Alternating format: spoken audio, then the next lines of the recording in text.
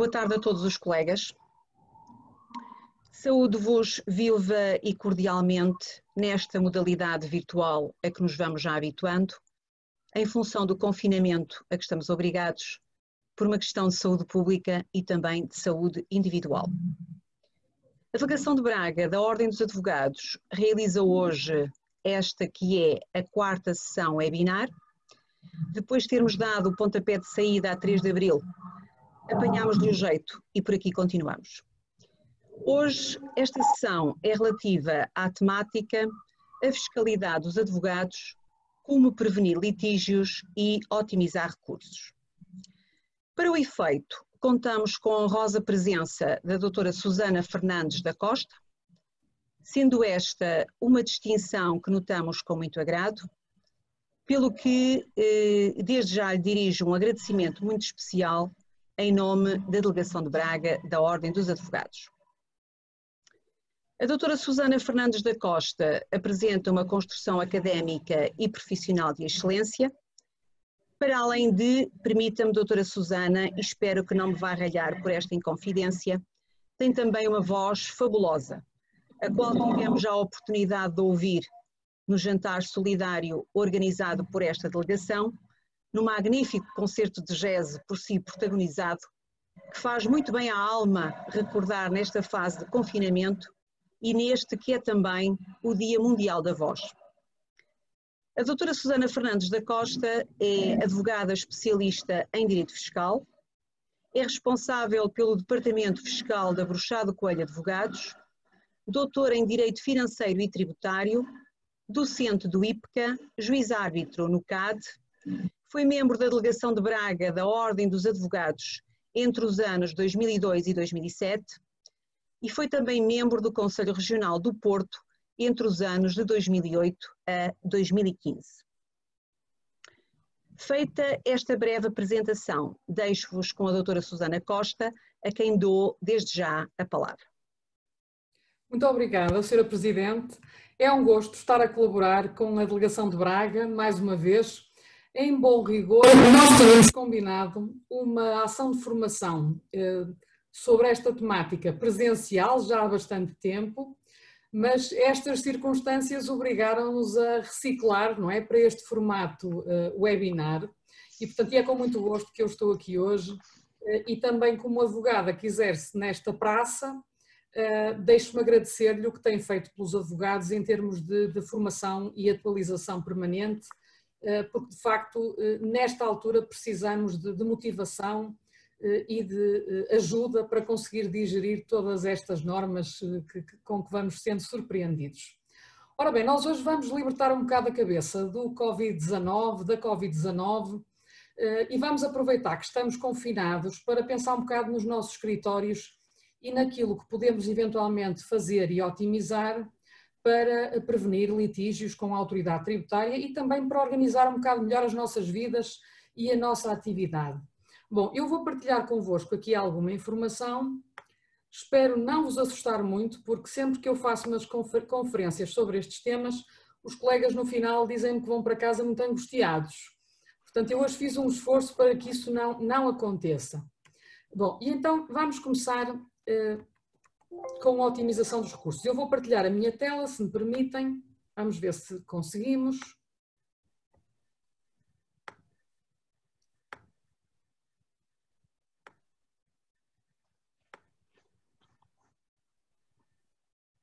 Já conseguem ver bem? Sim, penso que sim. Muito bem. Então, vamos começar por pensar um bocadinho na otimização dos nossos recursos. Ora, só um segundo mais. Vou ver aqui só nas definições, mudar aqui uma definição para poder ver o que vos estou a mostrar. Bom, então, portanto, um primeiro ponto de partida é, de facto, o conhecimento da nossa situação financeira. Depois, além disso, é também importante refletir sobre a forma como exercemos a nossa atividade e falaremos abundantemente disso, a prática individual, o exercício através de uma sociedade de advogados, portanto, todas as opções que temos à nossa disposição. há algumas opções fiscais que não têm diretamente a ver com a nossa profissão, mas são muito relevantes na hora de preencher o IRS. Por exemplo, a opção pela tributação conjunta ou separada, a opção por taxas especiais ou pelo englobamento de certos rendimentos, como os rendimentos prediais, portanto falaremos também disso.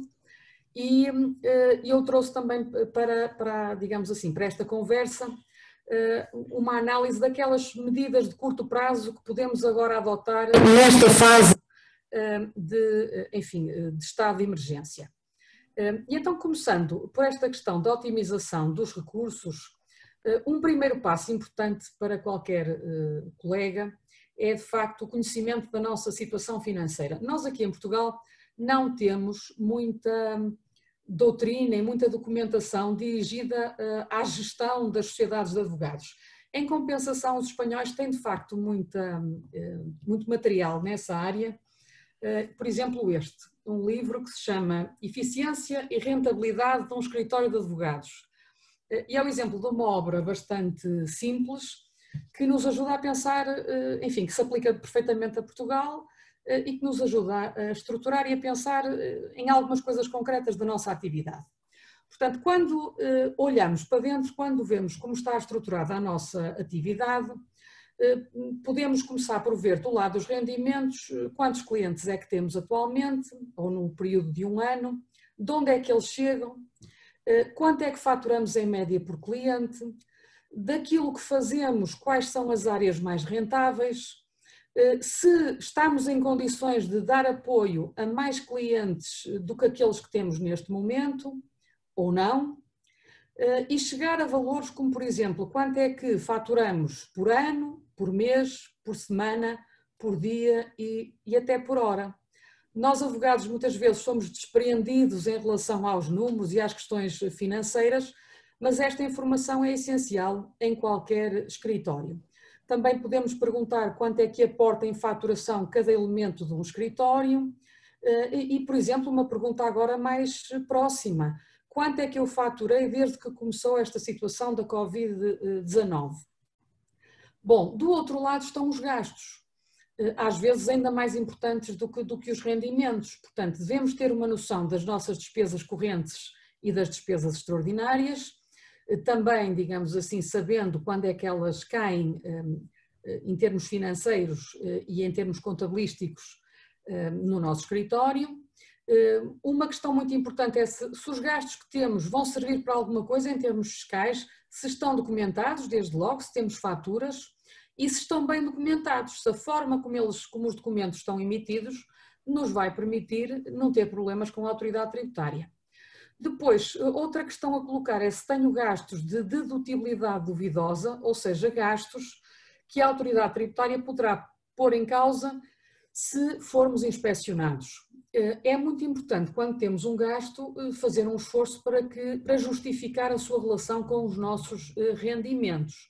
Não há dúvida nenhuma que um gasto com a despesa do telemóvel, um gasto em, por exemplo, papelaria, tem ligação direta com os rendimentos, mas há outro tipo de gastos que poderão ser postos em causa pela autoridade tributária. Estou-me a lembrar desde já de um colega que metia os fatos e as camisas como despesa dedutível do escritório. Corre alguns riscos. Bom, outra questão muito importante, o IVA. Será que o IVA das despesas que temos é dedutível? Vamos ter algum problema com as despesas em termos de IVA? Depois, outra questão muito importante para quem tem regime simplificado. E eu estou a partir do princípio que a grande maioria dos que me está a ouvir em IRS estão no regime simplificado. Portanto, no simplificado, nós hoje em dia temos que justificar parte das despesas, concretamente 15% das despesas. Já vamos ver que isso só acontece a partir de um certo patamar de rendimentos, mas, portanto, acima desse patamar, que anda à volta dos 27.000 euros por ano, temos que nos preocupar com documentação que suporta as despesas que temos. E, portanto, vamos ver daqui a bocadinho quais são as despesas que entram no regime simplificado. Outra questão a colocar é se as nossas despesas têm tributação autónoma. Há certo tipo de despesas que são gasto, mas vão nos obrigar a pagar um imposto extra. Outra questão muito relevante é se nas despesas que estamos a ter, se não estamos a deitar dinheiro fora, quando gastamos muito dinheiro, por exemplo, com a compra de um carro, com a compra de um imóvel, com obras, com a compra de móveis, com a compra de computadores e outros equipamentos.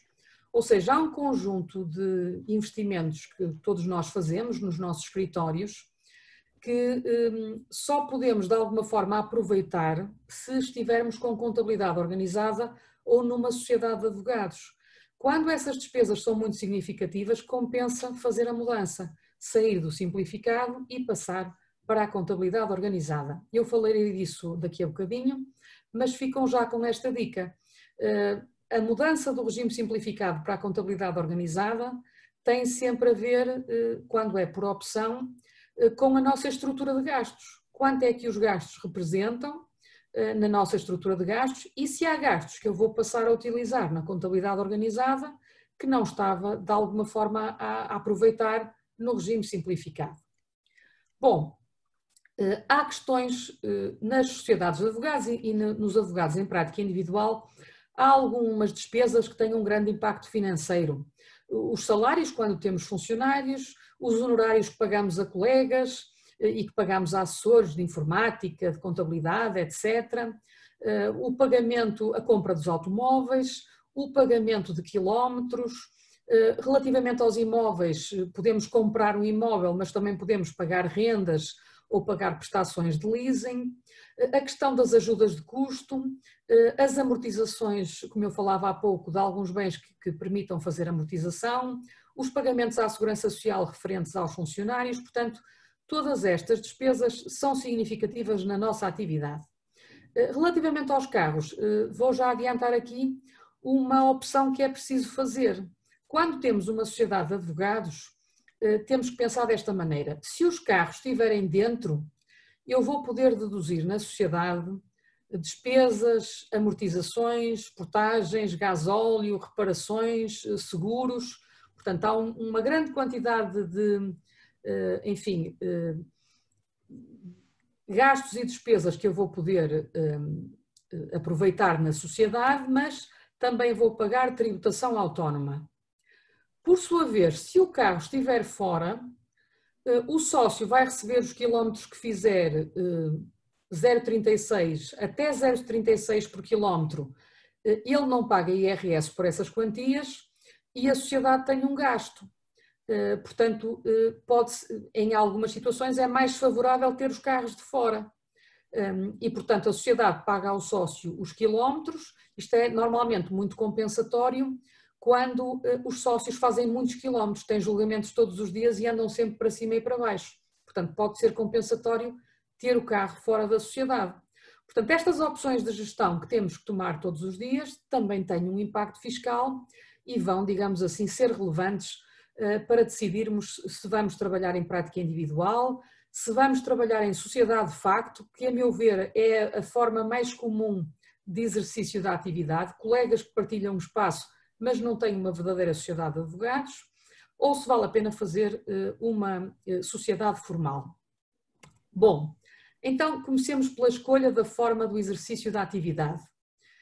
Logo que normalmente, quando um jovem licenciado em Direito decide inscrever-se na ordem, é nessa altura, ou alguns meses mais tarde, que vai fazer a sua declaração de início de atividade na categoria B.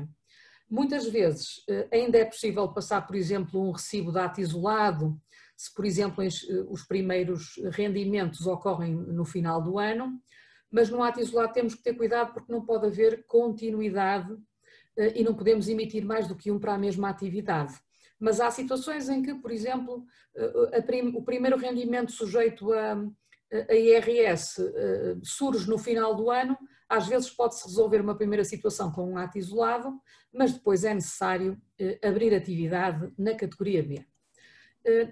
Bom, uma forma de exercício da atividade importante é o trabalho por conta de outrem, portanto, nas sociedades de advogados nomeadamente, em empresas, em bancos, em seguradoras, portanto, há muitos advogados que também, os advogados de empresa também, que trabalham por conta de outrem.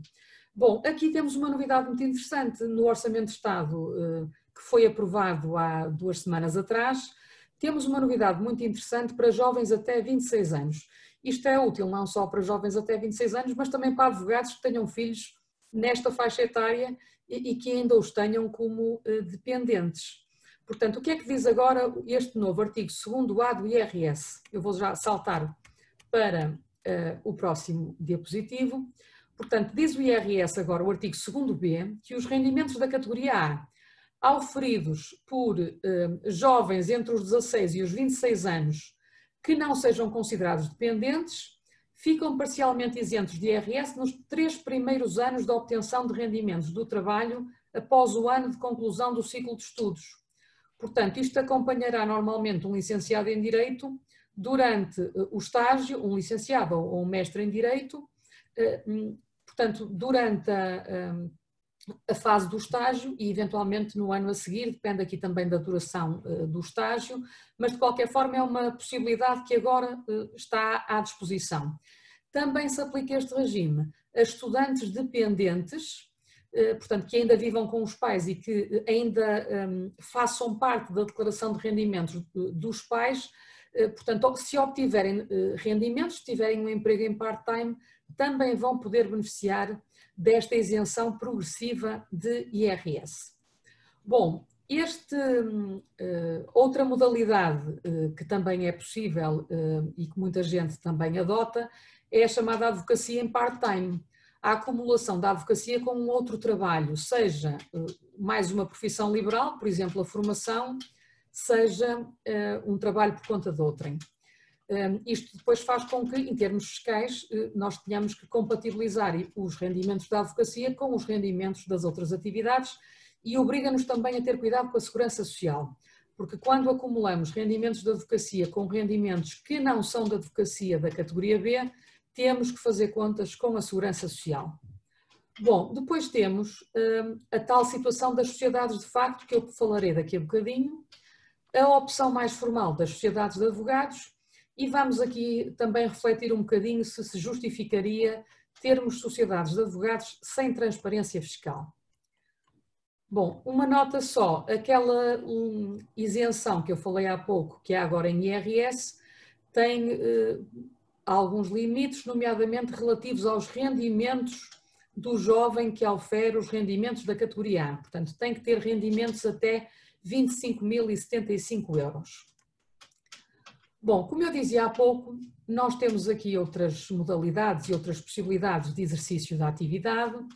Nas sociedades, de facto, quando há partilha de despesas, é muito importante que nós tenhamos algum documento que demonstre ao fisco como é que fazemos a imputação das despesas. O que é relativamente comum? Imaginem 3 advogados num espaço, as despesas, um deles tem contabilidade organizada e IVA, e os outros 2 estão isentos de IVA e estão no regime simplificado. Muitas vezes as despesas vêm todas em nome de um. E, portanto, uma coisa que o fisco vai questionar quando inspeciona um advogado que divide um espaço com outros é quais são os critérios para a partilha de despesas e vai tentar verificar se efetivamente quem suporta as despesas no papel é a pessoa que suporta efetivamente as despesas no dia a dia. Portanto, nas sociedades de facto, quando efetivamente há partilha de despesas, tenham algum cuidado ou para regulamentar entre todos a forma como elas são distribuídas, ou colocar logo os contratos em nome de 2 ou de 3 para que todos possam colocar aquele documento no seu IVA e no seu IRS na respectiva proporção. Portanto, não é indiferente quando estamos a dividir um espaço, a forma como os documentos são emitidos, porque eles podem ser importantes para o nosso IRS. Eu vou falar disso daqui a bocadinho novamente, com alguns exemplos, para tentarmos ver e olhar um bocadinho para a nossa circunstância, para tentarmos ver quando é que se justificará fazermos algumas alterações aos contratos que temos, de forma a evidenciar a real partilha de despesas que possa existir num espaço. Bom, fazer uma sociedade de advogados é sempre uma opção. É uma opção que não deve ser tomada só para fins fiscais. Muito mais importante do que a questão fiscal é a questão do entendimento entre os colegas e da forma de funcionamento. Nas sociedades de advogados, nós neste momento ainda estamos à espera de alguma regulamentação, e uma questão que se coloca hoje em dia, cada vez com mais voz, é a questão do fim da transparência fiscal. Já no mandato anterior, o Conselho Geral, nesta revista, no Boletim de Ordem dos Advogados, de janeiro de 2019, revista dirigida pelo nosso colega, o Dr. Pedro Costa Azevedo, que é também de Braga. Portanto, neste boletim há aqui uma série de artigos sobre a transparência fiscal e sobre a fiscalidade dos advogados, e onde se discute de forma muito crítica até que ponto é que este modelo ainda é viável hoje em dia. E agora em março, no dia 31 de março, o Conselho Geral da Ordem, no âmbito das recomendações feitas ao Governo no âmbito da crise Covid-19, uma das recomendações que fez ao Governo foi de facto a de questionar a manutenção do regime de transparência fiscal. Como veremos daqui a pouco, o regime da transparência fiscal é muito penalizador quando se pretende fazer investimentos, quando se pretende guardar dinheiro para situações futuras. Não há incentivos para que isso se faça. E, portanto, veremos daqui a bocadinho como é que funcionam estas sociedades, mas há de facto cada vez mais vozes no sentido de que a transparência fiscal fosse facultativa e não obrigatória nas sociedades de advogados. Bom, no nosso IRS, já sabem que já começou a campanha do IRS desde o dia 1 de abril, portanto nós já podemos apresentar o IRS e algumas das opções mais importantes no IRS não vão ter nada a ver com a nossa profissão.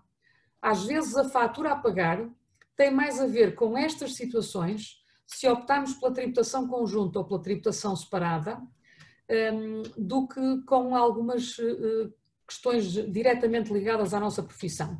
Portanto, esta primeira questão é muito importante. Os contribuintes casados e unidos de facto devem sempre fazer a simulação das duas opções que têm, tributação conjunta ou separada, devem sempre verificar o que é mais vantajoso antes de entregar as respectivas declarações. Outra opção que é muitíssimo importante para os advogados é a opção entre as taxas especiais, que em alguns casos, portanto, por exemplo, no caso dos rendimentos perdiais, já vamos ver quais são os valores que podem atingir. Portanto, se vamos pagar determinados rendimentos, se vamos pagar o imposto por uma taxa fixa, ou se vamos englobar esses rendimentos no bolo total e pagar IRS em função da totalidade dos rendimentos. Mais uma vez, esta opção pode ser determinante daquilo que vamos pagar agora em IRS. Ora, vejam isto, rendimentos perdiais. Imagine, por exemplo, um colega é dono de um imóvel e arrenda esse imóvel à sua própria sociedade. Ou então um colega investiu num imóvel e tem neste momento o imóvel arrendado a terceiros. Portanto, vai ter rendimentos perdiais. Os rendimentos perdiais podem ser tributados na categoria F em taxas que variam dos 10% aos 28%. Se for um arrendamento comercial, está agora clarificado que a taxa aplicável serão os 28%. Mas se for um arrendamento habitacional, a taxa fixar-se-á entre 10% e 28% a taxa em função da duração do contrato. Contratos muito longos são tributados a 10%, contratos de 1 ano são tributados a 28%. Ora bem, se a taxa deste IRS pelos rendimentos da atividade, se este advogado pagar um IRS de 40%, tem todo o interesse em que estes rendimentos sejam tributados na categoria F com taxas especiais. Bom, já outra opção é de facto optar pela taxa progressiva, que pode ir até 48%. Quando é que compensa a taxa progressiva? Quando efetivamente a nossa taxa normal fica abaixo dos 28%. Portanto, se nós temos uma taxa de IRS baixinha, pode eventualmente valer a pena englobar estes rendimentos juntamente com os outros. Há também algumas diferenças nas despesas que são aceitas num e noutro caso, mas, portanto, quem tem rendimentos da categoria F também deve fazer sempre esta simulação para ver aquilo que é mais interessante. Outra opção, optar por fazer uma gestão empresarial deste tipo de rendimentos e tributá-los na categoria B. Na categoria B temos duas opções, regime simplificado e regime da contabilidade organizada. Quando é que compensa a contabilidade organizada? Quando eu, por exemplo, quero amortizar o custo do edifício, ou quando eu tenho várias despesas permanentes. Imaginem, por exemplo, alguém que já se dedica a uma atividade, tenho um colega, um amigo nos Açores, que além de advogado tem uma atividade de gestão de alojamento local. Portanto, na categoria B, pode efetivamente já lhe dar algum jeito ter uma atividade imobiliária com contabilidade organizada. Bom, mas também pode constituir uma sociedade e dentro da sociedade tem três opções. Pode ir para o regime simplificado em IRC, optar pela contabilidade organizada, que será o mais normal, ou fazer uma sociedade de simples administração de bens e ficar na transparência fiscal. Estamos a falar só de um tipo de rendimento e vejam todas as opções que temos. Não é indiferente a forma como nós somos tributados em cada uma das categorias e, portanto, quando temos rendimentos, por exemplo, deste tipo, vale a pena fazer algumas simulações e alguma programação futura de como queremos ser tributados.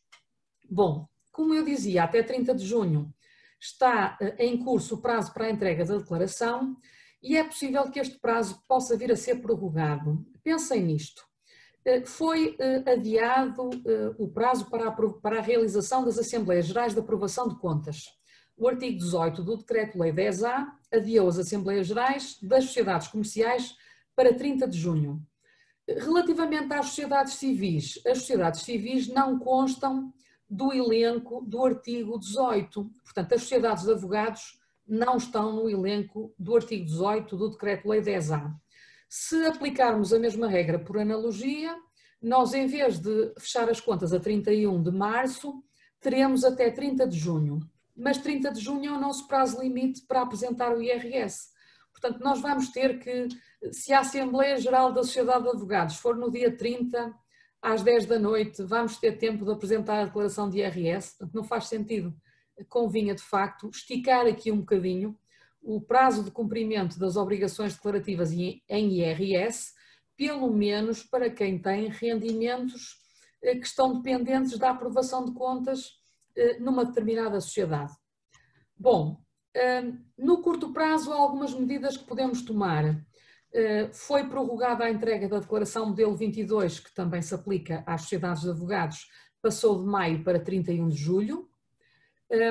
O primeiro pagamento por conta de IRC e primeiro pagamento adicional por conta foram também prorrogados, mas estes dois não se aplicam às sociedades, às nossas sociedades, às sociedades de advogados. Bom, estas medidas em compensação podemos aproveitá-las.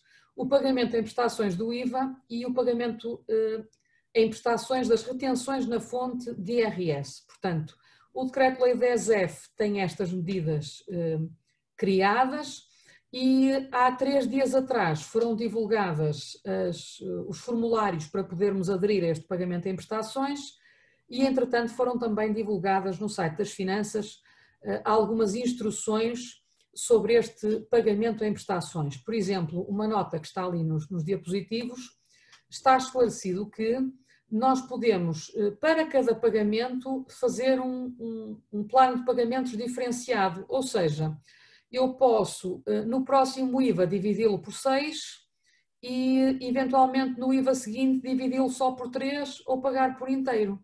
E o mesmo se diga em relação às retenções na fonte de IRS.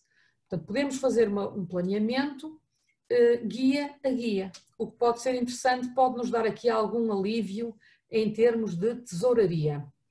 Também podemos diferir as contribuições a pagar pelos trabalhadores, pelos nossos trabalhadores, por exemplo, os funcionários forenses, ou as respeitantes a prestadores de serviços que tenham retenções na fonte. Esta obrigação só existe quando o advogado em prática individual tem contabilidade organizada ou nas sociedades de advogados. Quem tem planos de pagamento em execução fiscal ou na segurança social também pode agora beneficiar da suspensão desses planos de pagamento em execução.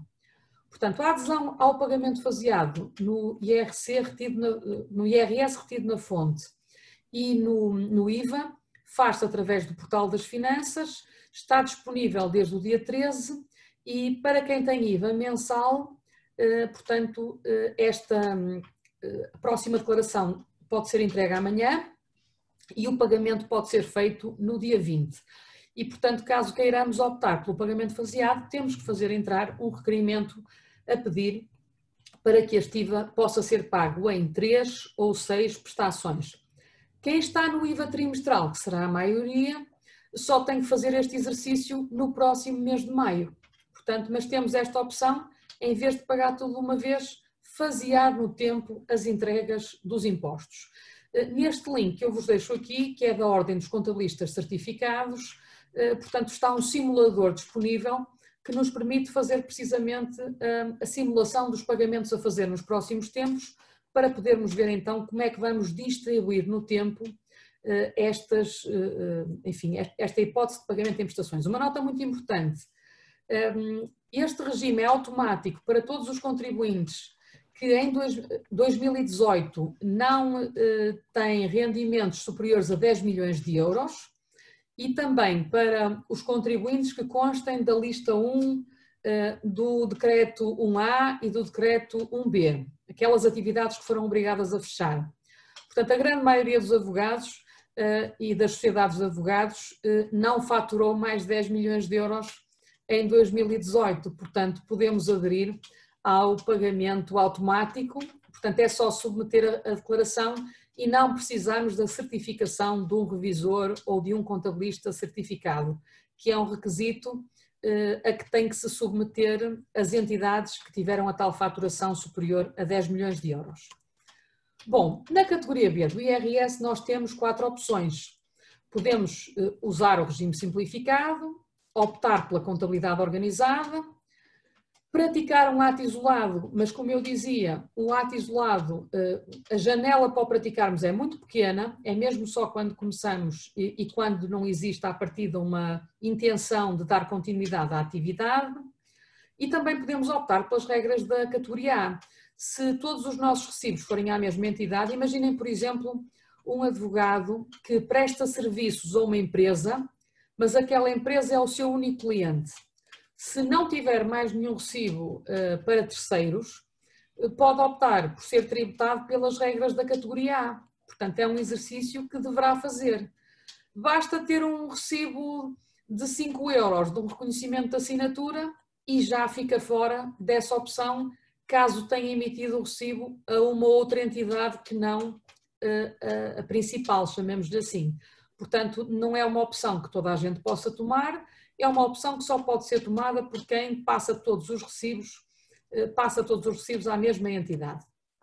Bom, o artigo 31 fala do regime simplificado e então aqui nós temos a aplicação deste coeficiente de 0,75 que se aplica aos rendimentos das atividades profissionais especificamente previstas na tabela do artigo 151.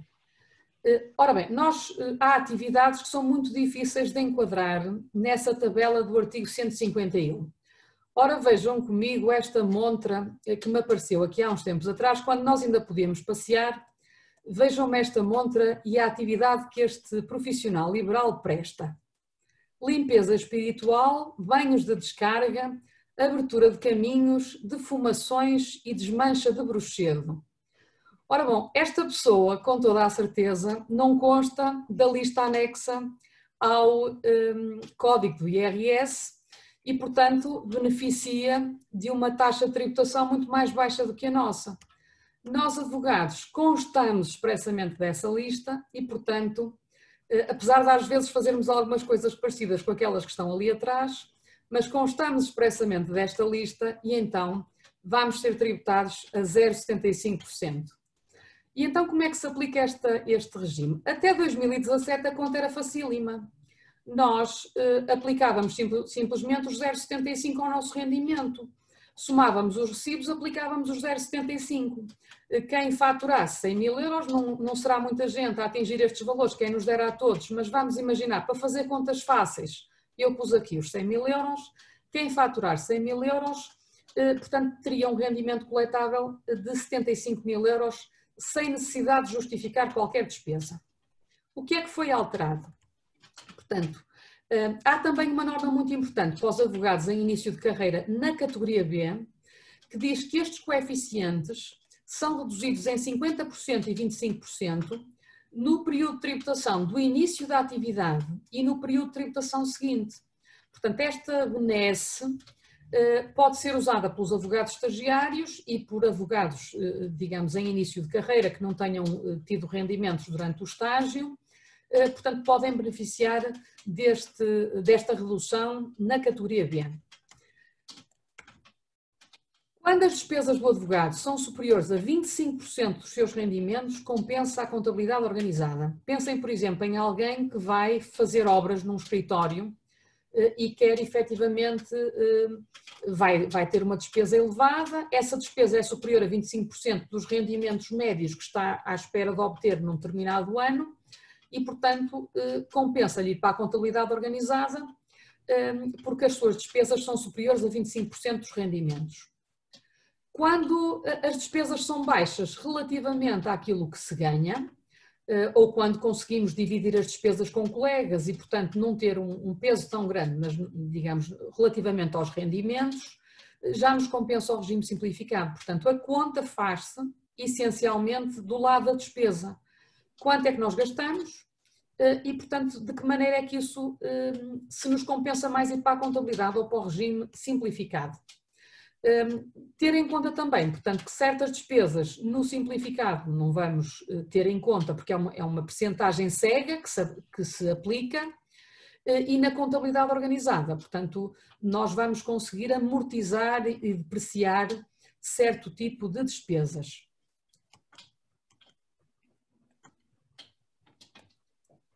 Às vezes não podemos fazer a opção porque o valor da faturação ou a opção que fizemos no início da atividade já nos obriga a ficar no regime da contabilidade organizada. Em 2018 houve uma alteração muito significativa no regime simplificado, passou a ser necessário comprovar parte das despesas e a lei passa a dizer algumas das despesas que podemos usar para justificar. Portanto, dos 25% da presunção legal, 10% não temos que nos preocupar, já estão justificados. Os outros 15% temos que ter documentos que provem que temos despesas equivalentes àquelas que estão fixadas na lei, mas já vamos ver que isto só releva acima de determinado nível de rendimentos. Vamos ver isto em concreto. O contribuinte tem um rendimento de 100 mil euros e não tem despesas. Há casos muito concretos, por exemplo, uma colega contava-me há pouco que, há algum tempo atrás, que estava num escritório e objetivamente já lá estava há 20 anos e objetivamente não suportava nenhuma despesa. Portanto, no IRS simplificado não ia ter despesas para meter, porque não tinha um único papel em seu nome. Portanto, quando o contribuinte não tem nenhuma despesa, não tem despesas. O que é que acontece aqui? Portanto, este rendimento são 100 mil euros, coeficiente 0,75, o Estado vai aceitar 10%, mas ficam por justificar 15%. Portanto, o rendimento tributável aqui, em teoria, seriam 90 mil euros, porque esta pessoa não teria condições para justificar os 15%. Isto é em teoria porque há sempre aqui uma parte que o Estado justifica por nós, mesmo dentro dos 15%, mas de qualquer forma é mais para fazermos o exercício abstrato. Portanto, se eu não tiver despesas, há aqui 15% da percentagem que eu não vou poder aproveitar. Opção número 2, um rendimento de 100 mil euros, o contribuinte consegue justificar 50% do valor dos rendimentos. Está cheio de despesas, fez obras, comprou carros, tem despesas enormes de salários, de rendas, bom, tem 50% de justificativos.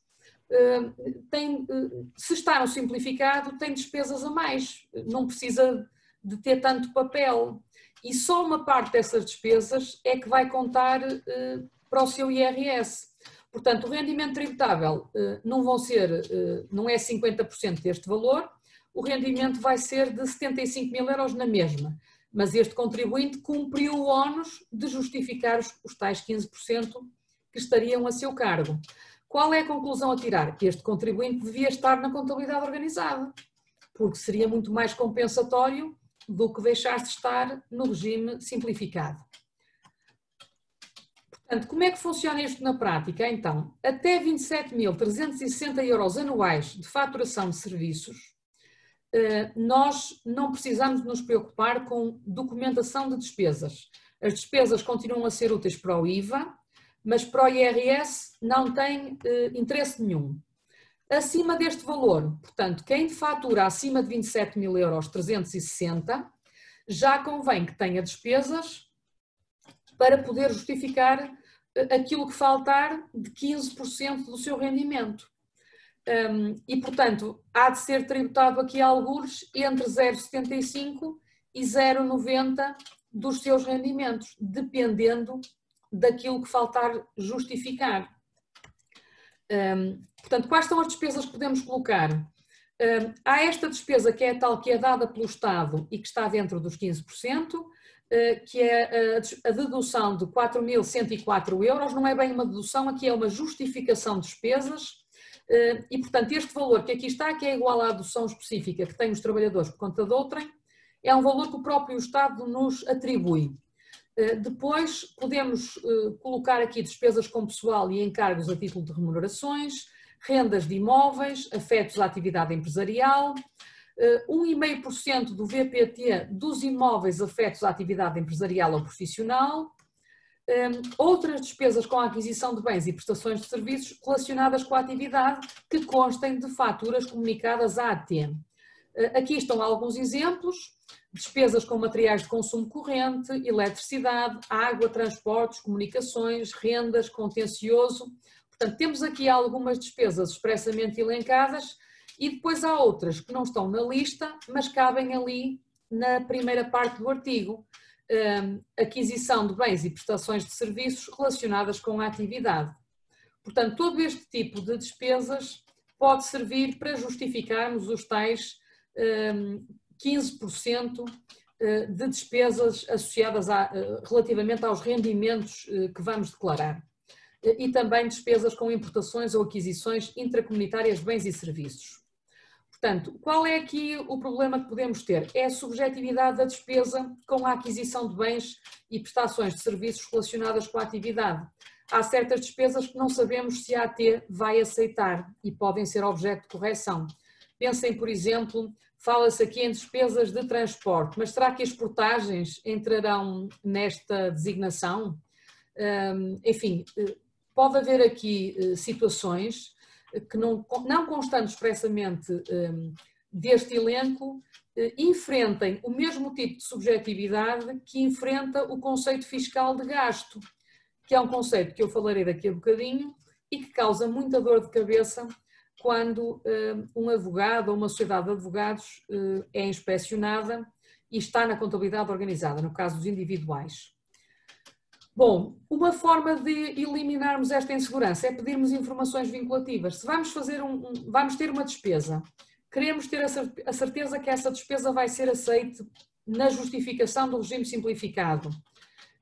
Podemos pedir uma informação vinculativa, já nos dá alguma tranquilidade, porque depois não podemos ser objeto de correção posterior se agirmos no sentido que nos for orientado, que nos for de alguma forma indicado pela autoridade tributária. Somos livres de seguir ou não a posição da AT, mas a informação é vinculativa para a autoridade tributária. Portanto, a posição que tomar no pedido de informação vinculativa é aquela posição que depois vai ter que seguir.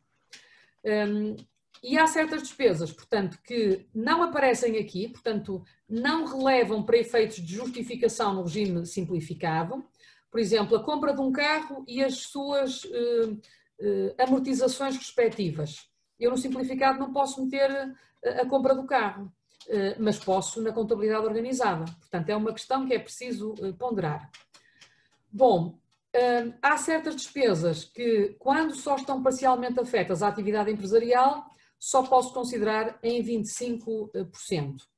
Por exemplo, pessoas que trabalham em casa. Agora trabalhamos todos, não é?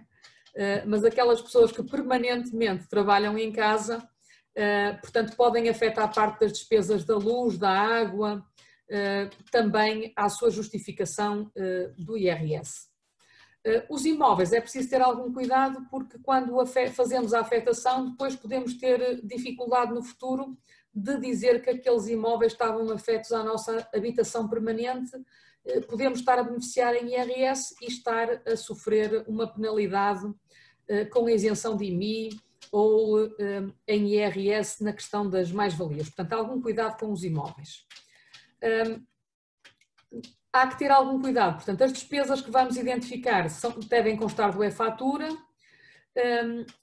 e, portanto, podemos também nós, no nosso portal das finanças, na área reservada, identificar certas faturas em que não se identifique se elas estão afetas à nossa atividade empresarial ou ao nosso consumo privado. Se temos interesse em que elas fiquem afetas à nossa atividade empresarial, devemos fazer essa afetação no site das finanças. Bom, vamos ver aqui este exemplo. Temos um advogado com 10.000 euros de rendimentos, coeficiente seriam 0,75, portanto, tem os tais 4.104 euros de dedução específica e tem outras despesas num total de 1.896 euros. Portanto, consegue ter despesas no total de 6.000 euros, mas só precisava de 1.500, só precisava de 15% daquilo que ganhou. Portanto, como esta pessoa tem rendimentos abaixo dos tais 27.000 euros, está o problema resolvido, não vai ter que apresentar papéis nenhuns, já está perfeitamente em IRS, não tem que se preocupar com as despesas. Portanto, porque as despesas justificadas excedem 0,15% do seu rendimento. Portanto, aqui é tributado à moda antiga, por 75% do seu rendimento. Vamos ver agora outro exemplo, que é o advogado com 100.000 euros e que tem despesas a mais. Portanto, aqui tem despesas a mais, não lhe adiantam grande coisa, portanto, mas consegue justificar os 15%. Portanto, também é tributado à moda antiga, aplica-se o coeficiente dos 0,75%, só que a conclusão a que chegamos é que devia estar na contabilidade organizada. Está a perder dinheiro ao ser tributado no regime simplificado. Porque se estivesse na contabilidade organizada, o seu lucro seria de 50.000 euros. Portanto, ele só ia pagar impostos por 50.000 euros. Porque tem 50.000 euros, tem 100.000 de rendimento e tem 50.000 de despesas. Portanto, na contabilidade organizada ia ser tributado tendo por base 50.000 euros. No regime simplificado está a ser prejudicado porque é tributado tendo por base 75.000 euros. Isto em termos um bocado genéricos, mas é para percebermos as diferenças. Finalmente, este outro advogado tem um rendimento de 100.000 euros, tem 6.000 euros de despesas, o seu rendimento tributável, portanto, são 90.000 euros, menos os 6.000 euros que são a dedução específica e as outras despesas. Portanto, o que é que aconteceu aqui? Esta pessoa tem despesas a menos, não conseguiu justificar os 15%. Então, à moda antiga, seria tributado por 75.000 euros. Mas com as regras atuais, como ficou abaixo, como não se esforçou para andar a arranjar papéis no valor de 15% dos seus rendimentos, vai ser tributado não por 0,75, mas por 0,84. Vai pagar mais impostos do que no passado, porque não tem despesas suficientes, ok? Este quadro que aqui está é importante para quem fatura mais de 27.000 euros, porque o esforço que nós temos que fazer é contar com a dedução dos 4.104 e ver nas outras despesas quanto é que dá a soma para ver se conseguimos justificar 15% dos nossos rendimentos. Bom, nas sociedades de facto, como eu dizia há bocadinho, é muito importante ver em que nome é que vêm as faturas e se é ou não conveniente alterar os contratos de forma a que toda a gente que precise tenha despesas dedutíveis em montante suficiente, tanto no IRS como no IVA. Vamos ver aqui um exemplo. Imaginamos uma sociedade de facto que tem 4 advogados. O advogado A tem contabilidade organizada, está no regime normal do IVA. O advogado B está no regime simplificado e também está no regime normal do IVA. Tem um rendimento de 50.000 euros anuais. O terceiro advogado está no simplificado e tem a isenção do IVA do artigo 53. E o seu rendimento anual são 10.000 euros. Este ano, como vamos ver, com 10.000 euros de rendimento ainda vai continuar isento de IVA. E finalmente, o D está no regime simplificado e no regime normal de IVA e tem rendimentos de 20 mil euros anuais. Portanto, todos eles têm situações completamente diferentes. E, portanto, numa sociedade de facto deste tipo, nós podemos ter os papéis a virem todos em nome do A, podemos ter um acordo dos advogados no sentido de que a conta da luz vem em nome do A, a conta da água vem em nome do B, portanto pode haver aqui uma imputação em contratos diferentes a pessoas diferentes também, ou pode haver contratos que vêm logo em nome dos 4. Portanto há aqui muitas possibilidades. Na prática, quem é que aqui precisa de papéis? Se o B não tiver despesas em seu nome e as suporta, tem interesse em alterar os contratos, porque para o IRS vai precisar das despesas e para o IVA também. O D também tem interesse em ter documentos em seu nome, não pelo IRS, porque não está acima dos 27 mil euros, mas apenas pelo IVA. No IVA, se tiver despesas em seu nome, deduz o IVA respectivo. Relativamente ao C, o C não precisa de papéis para nada e o A precisa de papéis para tudo. Precisa de papéis à partida, tanto para o IVA como para o IRS. No IRS, tendo contabilidade organizada. Portanto, temos aqui uma situação de 4 colegas com situações diferentes que devem olhar para as suas despesas e ver se estão a maximizar efetivamente no escritório a forma como os documentos são emitidos e como efetivamente as despesas são suportadas. Bom, nos casos em que o rendimento coletável não é apurado segundo a contabilidade, nos casos do regime simplificado, cuidado com esta norma. As importâncias recebidas a título de provisões para despesas são consideradas como rendimento do ano posterior ao da sua recepção, se não houver faturação do respectivo serviço. Portanto, temos que ter cuidado no regime simplificado, se passarmos um recibo a dizer provisão para despesas, é suposto que haja também honorários, pelo menos até ao ano seguinte, ao mesmo cliente, porque se não houver, podemos ser corrigidos e o Estado pode converter aquelas despesas em honorários, em rendimento. Portanto, no artigo 3º, número 7 do IRS, é uma norma que parece ser feita também a pensar nos advogados. Portanto, temos que ter muito cuidado com os clientes. Quando fazemos recibos de provisão para despesas, temos que ter cuidado também faturar honorários, pelo menos no espaço de um ano, porque senão podemos ser obrigados a pagar IRS pelos valores que recebemos de despesas. Bom, também aqui na categoria B, é possível, no regime simplificado, deduzir as contribuições obrigatórias para os regimes de proteção social na parte que excedam 10% dos rendimentos brutos, quando não são deduzidas a outro título. Portanto, aqui é preciso fazer as contas. Normalmente, para jovens advogados que tenham, ou advogados que tenham rendimentos baixos, os valores pagos à Caixa de Previdência, em alguns casos, excedem 10% dos rendimentos brutos e, nesse caso, podemos deduzir essas contribuições. Quando as contribuições para a Caixa não excederem esse valor, pensem, por exemplo, o tal advogado com rendimentos de 100 mil euros e que para a Caixa de Previdência está no 5º escalão. Não lhe interessa nada estar a deduzir não pode deduzir estas contribuições porque elas não excedem 10% dos seus rendimentos brutos. Portanto, este artigo nós só podemos fazer esta dedução nos casos em que, enfim, em que é conveniente. Bom, noutras atividades nós podemos mitigar as alterações que foram feitas recentemente ao regime simplificado, criando uma sociedade comercial sujeita ao IRC e, portanto, mas não podemos, ou sujeita, e em IRC podemos utilizar o regime simplificado de IRC, que é mais simples do que o do IRS, ou usar a contabilidade organizada. Agora, não podemos fazer isso nas sociedades de advogados que têm transparência fiscal. Portanto, temos aqui uma limitação importante. Outras atividades, na altura em que houve a alteração da lei, constituíram sociedades e os advogados não tinham interesse em fazê-lo por causa do IRS, podiam ter outros motivos, mas não por causa do IRS. Bom, a contabilidade organizada nós podemos lá estar por opção ou por imposição. Por opção, a opção faz-se na declaração de início de atividade ou até ao final do mês de março.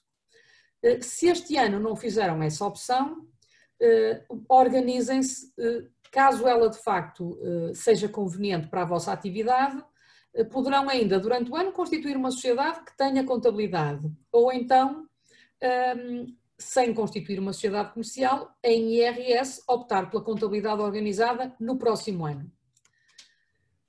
Claro que se optarem pela contabilidade organizada no próximo ano, o conveniente era deixar despesas importantes para o próximo ano, para que elas entrem já quando estiverem no regime de contabilidade organizada. Bom, por opção então, isto está previsto no artigo 28, número 4, e é válida até que o sujeito passivo proceda à entrega de declaração de alterações, que produz efeitos a partir do ano em que é entregue. Há muitos processos em tribunal relacionados com estas transições entre contabilidade, regime simplificado. Há muita gente que é colocada no regime simplificado e não quer, e quer continuar na contabilidade organizada. E, portanto, há vários processos em tribunal relacionados com estas situações de alteração entre os regimes. Quando a contabilidade organizada é por imposição legal, tem fundamentalmente a ver com o valor da faturação. Portanto, quando ultrapassamos, o valor de referência são 200 mil euros. Se em 2 exercícios consecutivos ultrapassarmos os 200 mil euros de faturação, ou num único exercício, se ultrapassarmos em mais de 25% este valor, vamos ter que no ano seguinte que ficar na contabilidade organizada.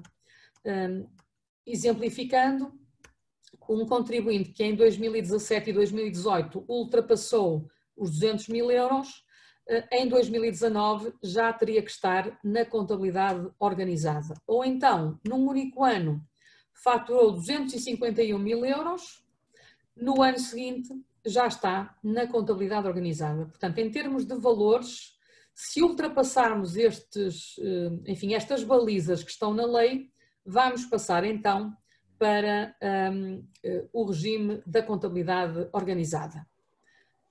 Na contabilidade organizada, portanto, nós podemos deduzir todas as despesas. Já houve uma altura em que havia muitas restrições ou mais restrições em IRS relativamente às despesas que podíamos deduzir do que nas sociedades. Entretanto, houve algumas alterações ao artigo 33 do Código do IRS e já melhorou um bocadinho. Mas, por exemplo, uma situação que há uns anos atrás era impossível e agora já podemos utilizar é a dedução com despesas com membros do agregado familiar afetos à atividade. Há uns anos atrás, um advogado que desse trabalho ao seu filho ou à sua mulher, a despesa que tivesse com essa pessoa não era aceite e hoje já é. Portanto, não precisa de constituir uma sociedade para conseguir aproveitar essa despesa. Transparência fiscal, portanto, nós, advogados, nas sociedades estamos no regime da transparência. O que é que isso significa? Significa que é imputada aos sócios a matéria coletável da sociedade. A sociedade não paga IRC, apura-se na sociedade, a sociedade não paga IRC e distribui-se pelos sócios de forma a que cada um pague o seu respectivo imposto. E isto é pago ainda que não tenha havido distribuição de lucros, ou seja, o dinheiro pode ficar todo na sociedade e o sócio pode não receber um tostão, mas paga IRS como se tivesse recebido a sua fatia. E, portanto, um tipo de sociedade que está aqui incluído são as sociedades de profissionais. Há duas situações concretas em que as sociedades de advogados poderão não estar na transparência. Há 1 ou 2 casos de sociedades portuguesas que são detidas por sociedades estrangeiras e não estão na transparência fiscal. É uma situação admitida pelo Estatuto de Ordem dos Advogados. E também há uma situação, enfim, que tem a ver, há uma informação vinculativa relacionada com dentistas que diz basicamente isto. Se na sociedade de profissionais um estiver reformado e a pessoa reformada ultrapassar os 25% do capital, será possível nessa sociedade não aplicar o regime da transparência fiscal. Portanto, utilizando essa lógica que está nessa informação vinculativa, seria possível à partida numa sociedade de advogados que tivesse pensionistas que tivessem capital acima dos 25%, sair da transparência fiscal. Mas, digamos, à cautela, eu aconselharia que primeiro pedissem uma informação vinculativa parecida com essa dos dentistas, para ter a certeza que funcionaria a integração do pensionista. Bom, ainda na transparência fiscal, portanto, cuidado com isto. Como é que se faz a imputação aos sócios? Pode estar nos estatutos. Muitas vezes os estatutos dizem que a distribuição de lucros é que resultar todos os anos de uma deliberação. Quando há uma omissão, quando não se consegue perceber como é que os lucros são distribuídos, é em partes iguais. E cuidado que há muitas sociedades em que a imputação não é feita em partes iguais. Portanto, convém que sejam muito claros os documentos onde se descreve a forma como o lucro vai ser imputado a cada sócio, porque o IRS respectivo depende disso, depende dessa ata ou do ato constitutivo da sociedade. Também pode ser um regulamento interno, portanto, há várias formas de documentar esta imputação. Portanto, o Código do IRC é que, de alguma forma, delibera esta questão, regula esta questão das sociedades de profissionais e, portanto, nós encaixamos no artigo 6º, número 4, a linha A, e no conceito de sociedades de profissionais, a tal situação dos pensionistas poderia eventualmente cair aqui no número 2. Como é que se faz então, o que é que acontece na transparência fiscal? Apura-se o resultado da sociedade com as regras do IRC, a sociedade não paga IRC, imputa-se o resultado aos sócios que pagam IRS categoria B por esse rendimento. Pensem só nisto. As sociedades comerciais em IRC pagam 21%, até podem pagar menos em algumas circunstâncias. Em IRS os sócios podem chegar a pagar 48%. Portanto, quando os rendimentos são elevados, a transparência pode implicar, de facto, uma penalização grande para os sócios, principalmente se o lucro não chegar, não passar da sociedade para o bolso do sócio. Bom, o objetivo desta figura é evitar a dupla tributação, para que não haja, enfim, tributação duas vezes. Primeiro paga a sociedade e depois, na distribuição dos lucros, o sócio também terá que pagar novamente. Portanto, o objetivo desta figura é evitar a dupla tributação, só que às vezes, evitando a dupla tributação, cria uma tributação agravada na esfera do sócio que não chegou a receber o rendimento. Portanto, quando a sociedade não distribui lucros, o sócio é tributado na mesma pelos lucros que a sociedade obteve. Há benefícios fiscais de IRC que as sociedades de advogados e as sociedades transparentes não podem usar. Só se aplicam as taxas de IRS. Há tributações autónomas de IRC que têm na mesma que ser pagas na sociedade de advogados. Não se faz o pagamento especial por conta, mas hoje em dia a maioria das sociedades também já não faz. E também há uma dispensa de retenção na fonte em IRC. De qualquer maneira, este regime de facto devia ser facultativo. Portanto, quando for favorável, optava-se pela transparência fiscal. Não sendo de facto favorável aos sócios, seria muito importante que se conseguisse a alteração da lei de forma a que esta transparência fiscal não fosse de facto obrigatória. Bom, uma questão importante que a AT já clarificou: quando há sociedades de advogados, as contribuições para a Caixa podem ser deduzidas pela sociedade de advogados. Apesar dos documentos virem em nome do advogado, a AT já se pronunciou no sentido de aceitar que as contribuições da Caixa possam ser suportadas pela sociedade. Já não diz o mesmo relativamente às cotas da ordem. As cotas da ordem não podem entrar na sociedade, são individuais do advogado. As contribuições para a SPAs, a AT já se pronunciou no sentido de permitir que elas sejam aceitas nas sociedades de advogados. Bom, como eu dizia há pouco, o regime especial de isenção do IVA foi alterado agora na Lei do Orçamento de 31 de março e então passou em geral para rendimentos até 12.500 euros.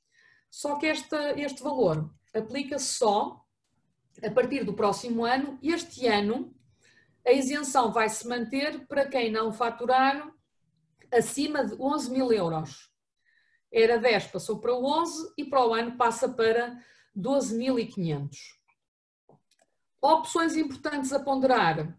No IVA, se queremos o regime normal ou o regime de caixa, muitas vezes nós advogados queremos o melhor de dois mundos, que é, enfim, só entregar o IVA quando o recebemos. Isso chama-se regime de caixa. Mas o regime de caixa implica, entre outras coisas, mostrar as contas bancárias. E podemos fazê-lo, podemos optar por trabalhar com um regime de caixa. Na prática, a maioria dos colegas opta por se deixar estar no regime normal, mas muitas vezes abusa das faturas de recibo. Eu já falarei disso há bocadinho. Não é normal alguém estar no regime normal do IVA e só passar faturas de recibo. É preciso ter muita sorte no exercício da profissão para conseguir que todos os serviços sejam pagos no momento em que são prestados. E há muita gente que só trabalha com faturas de recibo e podem ter problemas se vier a autoridade tributária. Eu já falarei sobre isso. Bom, outra opção, como eu falei há pouco então, entre a tributação separada e a tributação conjunta, podemos ponderar se ficamos no simplificado, se vamos para a contabilidade organizada ou se fazemos uma sociedade de advogados. Podemos pensar se queremos comprar um carro, onde é que o vamos pôr e mais, que tipo de carro, porque a fiscalidade de cada tipo de carro é completamente diferente. Quanto mais valioso for o carro, mais vai pagar tributações autónomas, quanto mais ecológico for, nomeadamente se for elétrico, mais benefícios fiscais vai ter e, portanto, são opções que podemos ponderar. E hoje em dia, portanto, quando na contratação de familiares já não temos o tal limite a nível individual que havia antigamente, portanto, e é uma opção que também temos enquanto advogados individuais. Bom, e então esta primeira parte foi para pensarmos um bocado nos nossos escritórios, em como se estamos a organizar a nossa atividade da forma mais adequada e se podemos fazer aqui alguma alteração. E vamos agora ver então o que é que podemos fazer para prevenir litígios com a autoridade tributária. Vamos ver nomeadamente que tipo de correções é que a inspeção pode fazer, que cuidados é que podemos ter com a inspeção e nomeadamente algumas questões relacionadas com o sigilo e com o dever de cooperação. Vamos ver quando é que se despoletam estas inspeções, o que é que pode provocar uma inspeção a um advogado e algumas das principais correções a advogados. Estas correções a advogados, o conhecimento que eu tenho destas correções vem da minha experiência na ordem. Eu, quando era membro do Conselho Regional, fiz muitas conferências a colegas e fiz alguns pareceres também relacionados com fiscalidade e era nessas alturas que os colegas me contavam o tipo de situações e o tipo de problemas que tinham em algumas inspeções fiscais. E, portanto, vou partilhar convosco algumas dessas memórias. Bom, então, relativamente aos métodos, nós temos dois tipos de correções que podem ser feitas pela inspeção. Desde logo, correções diretas, a avaliação direta, por exemplo, correções aritméticas. Podemos ter correções dos nossos rendimentos, dos nossos proveitos e correções dos gastos. Uma nota prévia. Nas inspeções a advogados, muitas vezes o inspetor chega à nossa presença com uma convicção que o advogado está a omitir rendimentos. E essa intuição quase todos os advogados que já foram inspecionados têm. Há um certo prejuízo nas inspeções, quando a inspeção é dirigida a um advogado, há uma espécie de pressuposto que nós vamos ter que afastar. Temos que convencer o inspetor que não temos omissão de proveitos. Portanto, a AT pode corrigir proveitos por entender que eles não foram declarados. E como é que vai fazer isso? Uma das formas que tem é pedir listagens aos tribunais dos processos em que nós somos mandatários e depois notifica as partes para virem dizer quanto é que pagaram ao advogado nos últimos anos. Outra situação, a AT recebe sempre a informação em cada processo, o tribunal informa, quando o processo termina, o tribunal informa a autoridade tributária o número de contribuinte do advogado e o valor do processo. Imaginem uma ação cível que foi ganha pelo cliente do advogado com uma indemnização de 100 mil euros. A AT vai receber a informação de que o advogado de que terminou um processo no valor de 100 mil euros e que o advogado tem aquele número de contribuinte. Se os rendimentos do advogado não acompanham minimamente aquele tipo de, digamos assim, não evidenciam que naquela fase ele emitiu uma fatura, pode isto despoletar uma situação de inspeção. Portanto, algum cuidado, o 123 do IRS põe os tribunais a informar a AT sempre que um processo termina. E temos que ter muito cuidado em todos os processos para ter um recibo para justificar os rendimentos que obtivemos. Bom, também pode corrigir do outro lado, pode corrigir os gastos. Os gastos porque não estão corretamente documentados, porque não são dedutíveis, alguns a própria lei diz que não são dedutíveis, que não podemos deduzir, ou então, e esta é parte muito subjetiva que muitas vezes acaba em tribunal, dizendo que os gastos não foram incorridos para obter os rendimentos sujeitos a imposto, que não há relação entre um gasto que tivemos e os nossos rendimentos. Antigamente falava-se na indispensabilidade dos gastos. Hoje em dia fala-se na relação entre o gasto e o rendimento, e isto é altamente subjetivo. Eu posso-vos contar que eu também já fui inspecionada e quando fui inspecionada corrigiram-me alguns gastos que, enfim, na opinião do inspetor, não seriam necessários para a obtenção do rendimento. Um dos itens que me foi corrigido, no valor de alguns cêntimos, foram lenços de papel. Uma compra de supermercado onde, entre outras coisas, estavam lenços de papel. E eu depois, na exposição lá, disse que, os lenços de papel num escritório de advogados são fundamentais, porque quando alguém é executado pelo fisco ou se divorcia, portanto, é natural que as pessoas chorem. E, portanto, nós temos que ter lenços de papel para dar aos clientes. Mas é isto que chegamos, portanto. Nós temos que explicar a relação entre os gastos e os nossos proveitos. E, portanto, isto acontece em qualquer inspeção, podemos ter correções aos gastos que metemos. O tal colega que mete os fatos e que mete as camisas, com toda a certeza vai ter alguns problemas com a AT, porque o inspetor pode entender que aquele gasto não é indispensável para a obtenção dos proveitos. Depois será um juiz a decidir. Bom, inspeções a advogados então. Há uma outra alternativa mais complicada, que é a aplicação de métodos indiretos.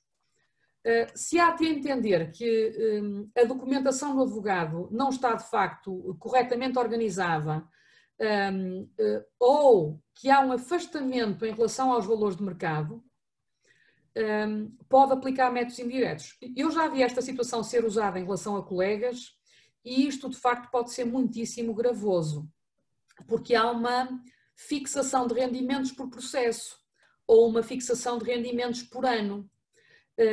E, portanto, temos que ter muito cuidado com estas situações. Quando são usados métodos indiretos, também é possível utilização de métodos indiretos nas situações de manifestações de fortuna, por exemplo, a compra de uma casa sem ter rendimentos que justifiquem o rendimento padrão. Ou nas situações de acréscimo injustificado de património, que é ter na conta 100 mil euros ou ter gasto num ano mais de 100 mil euros e a declaração de IRS não acompanhar essa despesa.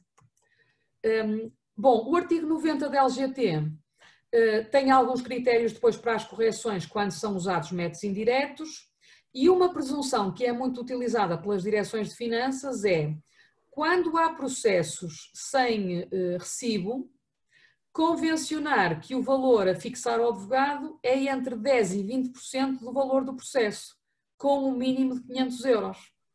Agora, dois casos concretos. Imaginem que é uma injunção para a cobrança de 200 euros. Faz algum sentido o advogado cobrar 500? Em alguns casos até fará, mas como regra assumir que todos os processos tenham um valor mínimo de 500 euros? Outra situação, há uns anos atrás, um caso de que tivemos conhecimento na ordem, um colega tinha feito numa insolvência, estava a ser inspecionado e foi-lhe aplicada uma destas, enfim, um destes valores em termos de correção. E um dos processos em que foi corrigido com 10% era uma reclamação de créditos numa insolvência no valor de 600 mil euros. A AT presumiu-lhe 60 mil de honorários. Quem é que leva 60 mil euros por fazer uma reclamação de créditos num processo de insolvência? Portanto, segundo a autoridade tributária, qualquer advogado. Portanto, é este cuidado que temos que ter. Presunções. Bom, eu sei que há uma série de colegas que já estão a levantar a mão para depois no final intervirem. Portanto, quando chegarmos ao fim desta parte, terei todo o gosto em conversar convosco sobre estas questões. Há alguns cuidados a ter nas inspeções a advogados. Nós temos o chamado direito à não colaboração, que está previsto no artigo 63, número 5, da Lei Geral Tributária. Podemos invocar o sigilo profissional quando nos estiverem a questionar sobre questões que entendemos que estão sujeitas a sigilo. E uma coisa que podemos sempre fazer quando há sigilo é pedir à ordem o levantamento do sigilo, ou, portanto, se estão reunidas ou não as condições para a entrega da documentação ou para a revelação de factos. Quando entendemos que possa haver risco de violação do sigilo profissional, não devemos entregar a documentação, devemos seguir as regras deontológicas e questionar, neste caso, normalmente, a competência é do Conselho Regional. Outra situação em que podemos não entregar documentação tem a ver com o direito à não autoinculpação.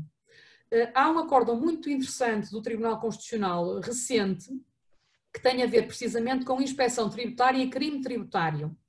Se a inspeção tributária é feita só para ir à procura de indícios que possam suportar o processo crime, portanto, uma inspeção que é feita a pedido, o contribuinte, à luz do direito à colaboração, do dever de colaboração, tem que entregar a documentação. E isto é feito para que, em processo crime, possa haver prova para condenar o contribuinte por crime de abuso de confiança fiscal. Portanto, o Tribunal Constitucional entendeu que havia uma violação do direito à não autoinculpação. Portanto, há situações em que nas inspeções nós podemos invocar o direito à não autoinculpação, que está, enfim, já há uma série de acórdãos do Tribunal Europeu dos Direitos do Homem e também há acórdãos já do nosso Tribunal Constitucional. Depois há, portanto, nestas situações, seja de sigilo profissional, seja de direito à não autoinculpação, o acesso à informação depende da autorização judicial e, portanto, podemos invocar a não colaboração e a AT terá que pedir ao Tribunal o levantamento do sigilo. Eu já vi situações em que isto foi feito relativamente a advogados. Portanto, o advogado invocou o sigilo e a AT foi pedir ao Tribunal o levantamento do sigilo para ter acesso a informações que tinha solicitado ao advogado. Bom, quando é que nasce uma inspeção a um advogado? Portanto, nós somos, como todos os outros contribuintes, elas podem surgir de forma fortuita, mas há determinadas situações que fazem com que estas inspeções possam surgir especificamente a um determinado advogado. Uma situação que faz nascer uma inspeção, em muitos casos, é a denúncia. Muitas vezes, quando os clientes se zangam com o advogado, fazem queixa às finanças e à ordem. Portanto, e quando fazem queixa às finanças, muitas vezes o que dizem é que o senhor advogado não passou o recibo de todas as quantias que recebeu. E, portanto, quando há uma denúncia desse tipo, pode haver, portanto, uma inspeção ao advogado. Se a denúncia for infundada, nós depois podemos pedir informação sobre a identidade do denunciante e podemos meter um processo de crime por denúncia caluniosa. Mas, de qualquer forma, tenham noção de que os conflitos com clientes às vezes levam a inspeções. Outra situação são os tais sinais de alerta, comunicações feitas pelos tribunais. Um advogado cujo nome esteja sempre a aparecer num serviço de finanças, nas tais comunicações dos tribunais, e que não declare rendimentos correspondentes com o serviço que tem em tribunal, pode ter efetivamente uma visita. Atenção a outra coisa, não é só o tribunal que faz estas comunicações. Por exemplo, quando vamos às finanças acompanhar um cliente, por exemplo, para prestar declarações ou para ser constituído arguido, uma das coisas que pedem sempre é o contribuinte do advogado.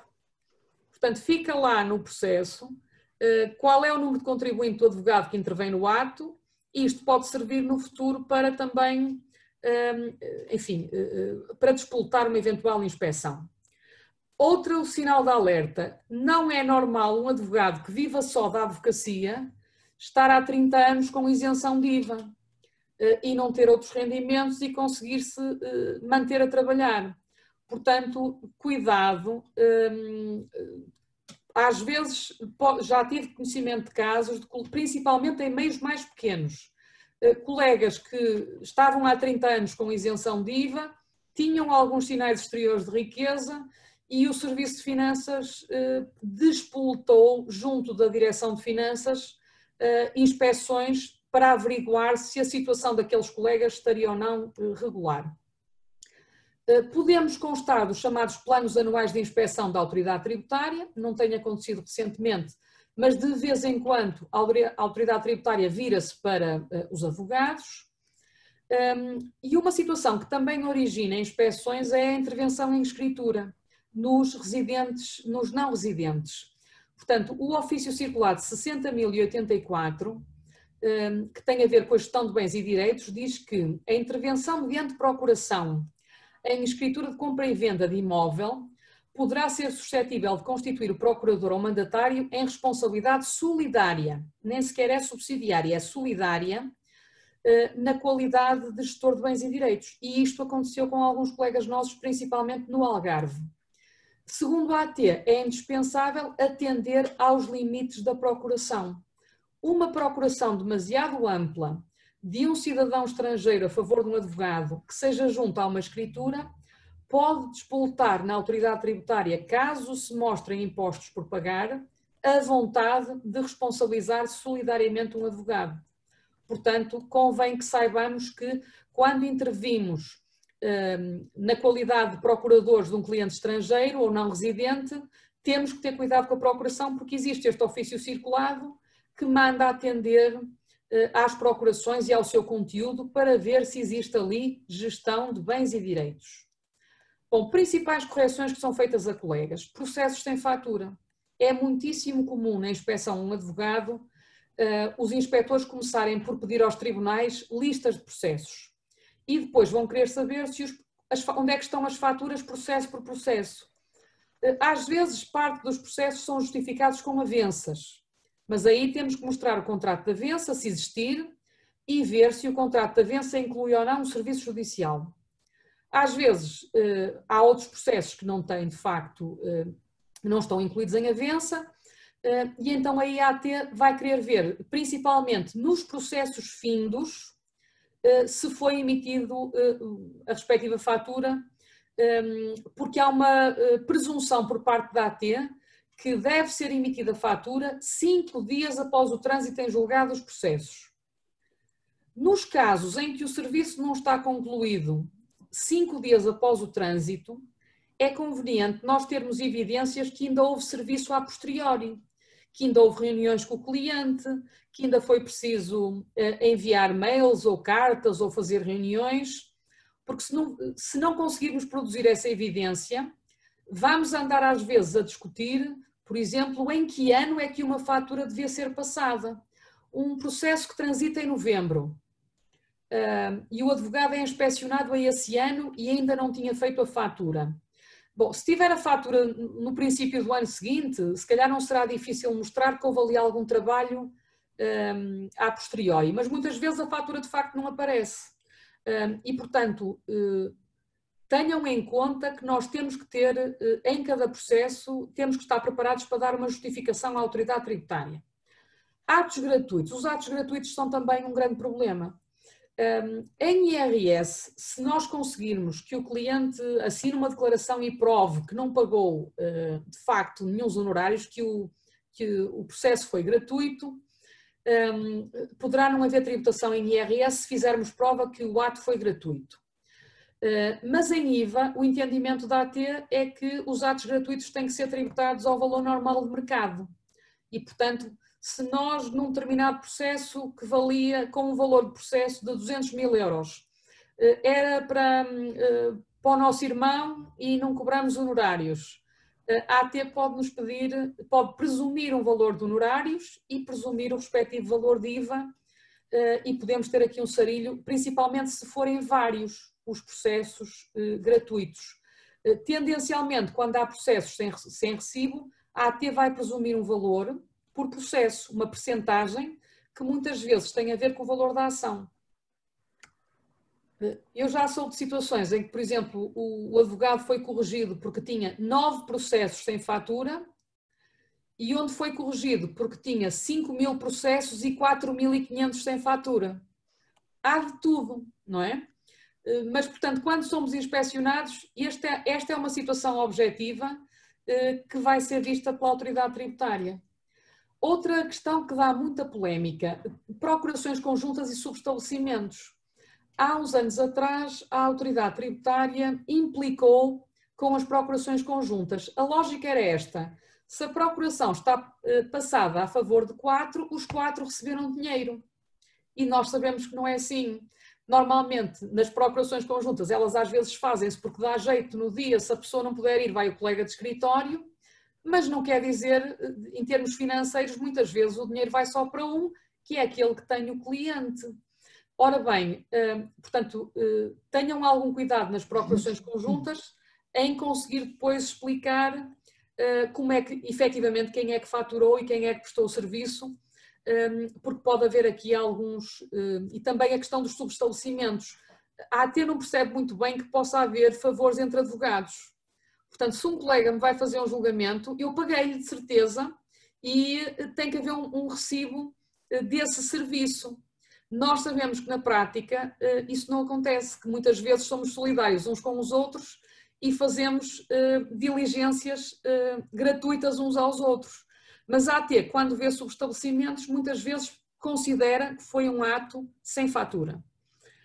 Bom, outra correção muito comum, os gastos não aceitos. Portanto, o tal colega que mete os fatos ou outro tipo de despesas e que podem não ser aceitos por se entender que não tem relação com a atividade ou por se entender que são demasiado altas em relação ao valor, por exemplo, de faturação. Mas esta situação dos gastos não aceites, como é muitíssimo subjetiva, portanto, todos nós podemos estar numa inspeção, ter determinadas despesas que não vão ser aceitas pela autoridade tributária. Também não me aceitaram o café e eu pus uma série de clientes a dizer, quando iam ao escritório, que era normal que eu lhes oferecesse café e que isto faz parte também da prática da maioria dos escritórios de advogados. Bom, portanto, partilha das despesas, cuidado com os critérios de partilha das despesas para nós conseguirmos provar como é que as coisas são efetivamente imputadas e as provisões para despesas e honorários. A AT sabe que nós temos que ter uma conta de fundos de clientes, mas há colegas que só têm uma conta e vai para lá tudo. Portanto, se recebemos provisões para despesas, temos que ter uma conta à parte. O nosso estatuto obriga. Se não tivermos isso bem arrumado, em termos documentais, podemos ter que pagar IRS por essas provisões que estamos a receber, que em bom rigor são fundos de clientes. Há muitos colegas que, para não terem estes problemas, não aceitam provisões para despesas e mandam as contas todas ao cliente e ele que paga. Por exemplo, taxas de justiça. Bom, outra guerra, o momento da exigibilidade do IVA. Portanto, para a AT, 5 dias após o trânsito em julgado. E, portanto, há correções que às vezes são feitas relativamente ao ano em que obtivemos um rendimento e podemos ter que pagar juros de mora se só faturamos 2 ou 3 anos depois.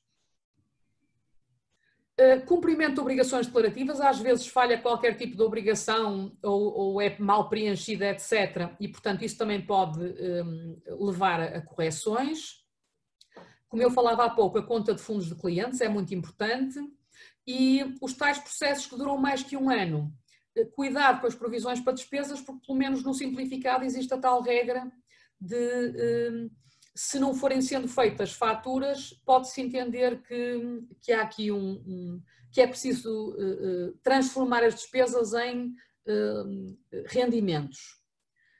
No IVA, regime especial de isenção. Portanto, nós até 11.000 euros agora estamos no regime especial de isenção. Às vezes os colegas são corrigidos e a AT descobre que ficaram por faturar determinados serviços. Se for corrigido o rendimento, alguém pode deixar de estar no regime de isenção. Também tenho conhecimento de várias situações desse tipo. Pessoas que estão no regime geral de isenção, no regime especial de isenção, são inspecionadas, a AT corrige os proveitos, corrige os rendimentos, ultrapassa os 10.000 euros de rendimento e depois faz as correções de IVA daí para a frente. Portanto, e o advogado tem que arranjar o IVA para entregar e às vezes tem muita dificuldade em conseguir que o cliente lhe ande a pagar o IVA de há uns anos atrás, enfim, quando ele pensava que estava isento.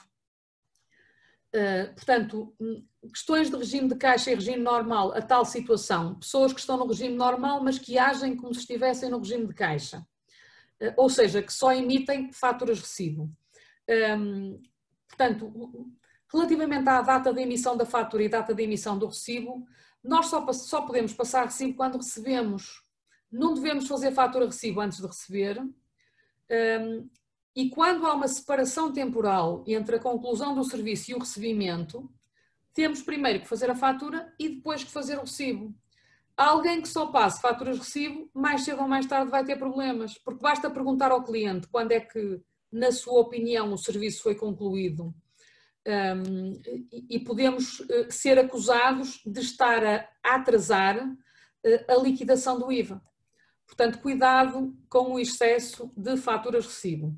Já agora, há um ofício circulado da AT, não é bem um ofício circulado, são umas instruções que estão online sobre o apoio judiciário, que são muito importantes para quem faz apoio judiciário e que dizem isto exatamente, que tem que haver uma fatura quando o serviço é concluído, tem que haver um recibo quando o dinheiro é pago e só há fatura-recibo quando as duas coisas são simultâneas.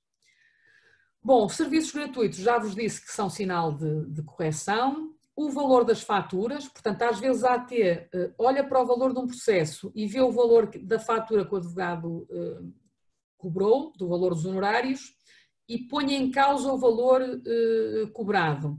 O que é que às vezes acontece nesses casos? Levantamento de sigilo bancário, ir à procura do valor efetivo que foi pago pelo cliente e, portanto, nós temos que estar sempre preparados para que as nossas contas possam ser vistas e para que batam certo com os documentos que estamos a emitir. Cuidado também com uma coisa. Às vezes nós, num processo, estamos a patrocinar o António, mas emitimos a fatura em nome da António Limitada, porque o cliente diz que dá mais jeito porque mete aquilo nas despesas. Bom, podemos ter os dois problemas. Portanto, a AT pode achar que relativamente àquele cliente, efetivamente nós tínhamos que fazer o recibo ao António e não à António Limitada, e o cliente pode depois ser corrigido também porque não podia ter metido aquela despesa na empresa.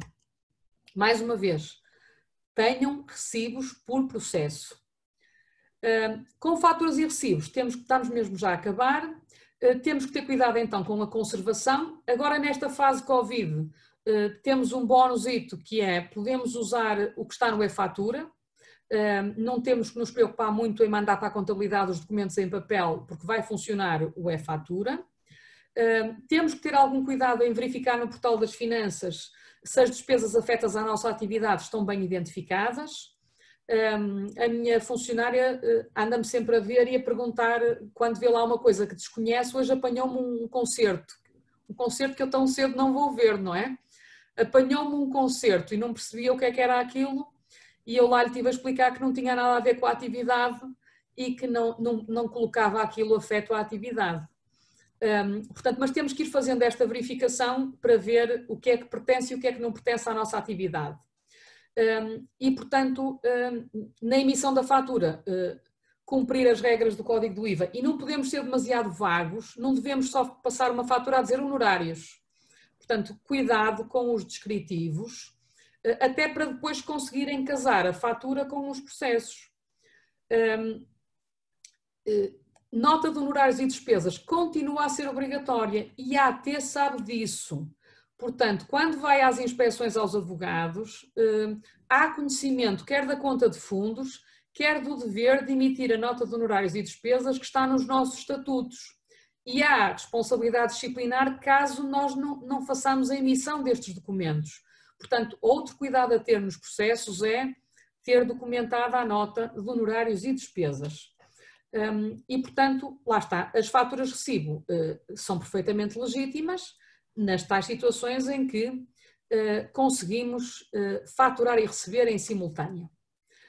Na prevenção de litígios com a AT, cuidado então para terem recibos em todos os processos. Se os processos estiverem abrangidos por avença, atenção, portanto, para que, relativamente a esses processos, para que o contrato de avença ou alguma outra documentação digam que o processo está incluído na avença. Cuidados com as faturas e os recibos. Em situações de dúvidas, nomeadamente despesas grandes que vamos ter e que não sabemos como é que vão ser enquadradas, podemos e devemos pedir informação vinculativa. Em algumas questões fiscais, pedir parecer ao Conselho Regional. O Conselho Regional pode emitir pareceres em questões profissionais e é muito comum haver colegas que em questões fiscais colocam questões à ordem para depois também estarem um bocado mais seguros junto da autoridade tributária. E hoje em dia, portanto, houve uma certa simplificação na dispensa de prestação das garantias. Em conclusão, portanto, o exercício da nossa atividade exige um olhar atento também às questões da fiscalidade, de forma a podermos trabalhar da forma mais tranquila possível e otimizar os nossos recursos.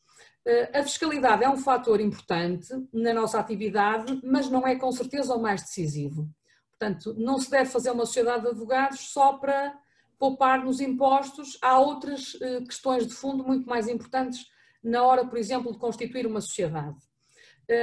Cumpre-nos, dentro do possível, antecipar alguns riscos e adotar práticas que permitam não sofrer correções. E eu terminaria com uma frase do Luís Sepúlveda que nos deixou hoje.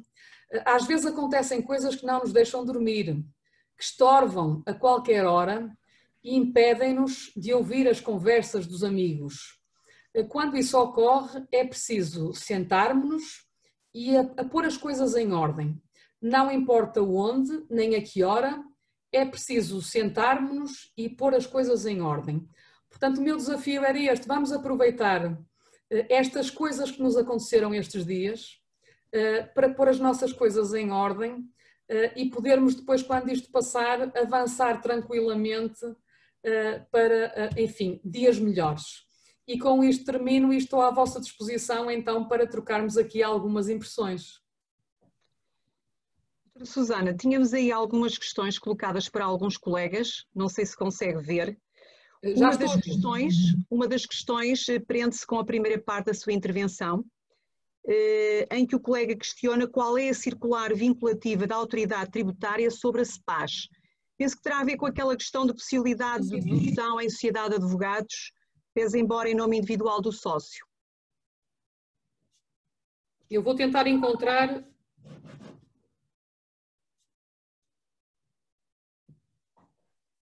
Eu não sei de cor, mas vou tentar encontrar, entretanto, e eu penso que não é uma circular, que é uma informação vinculativa.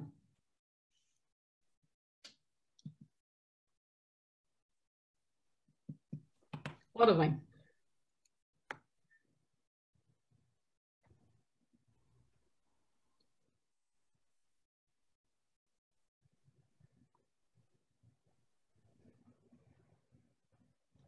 Também, se não encontrar, a doutora Susana, não tem mal. Depois, no momento posterior, também informamos o colega.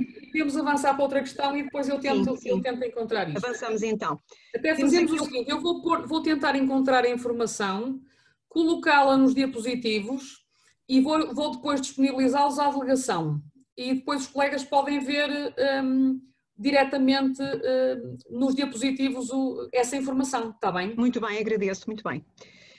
Temos aqui uma outra questão que se prende com a nota de honorários, em que o colega pergunta se a nota de honorários só é obrigatória se o cliente a pedir. Portanto, se houver um acordo, se não é necessário emitir a nota de honorários. Ora bem, isso está no estatuto, não é? Eu penso que é melhor emitir sempre a nota de honorários, nem que não vá para o cliente, mas é melhor no processo ter a nota de honorários e emiti-la. Porque o dever estatutário é no sentido de termos que a emitir. Muito bem. Temos aqui uma outra questão que nos diz o seguinte: qual o valor que vale para o limite dos 27 mil e qualquer coisa, doutora Susana, recordo-me 360, creio, ano? Se é o rendimento bruto, se é o montante que resta depois de retirar do IRS? É o rendimento bruto, é a soma dos recibos verdes. Portanto, se a soma dos nossos recibos verdes na categoria B, vamos lá ver, vou só aqui ver o valor exato para vos dizer. Ora, só um segundo.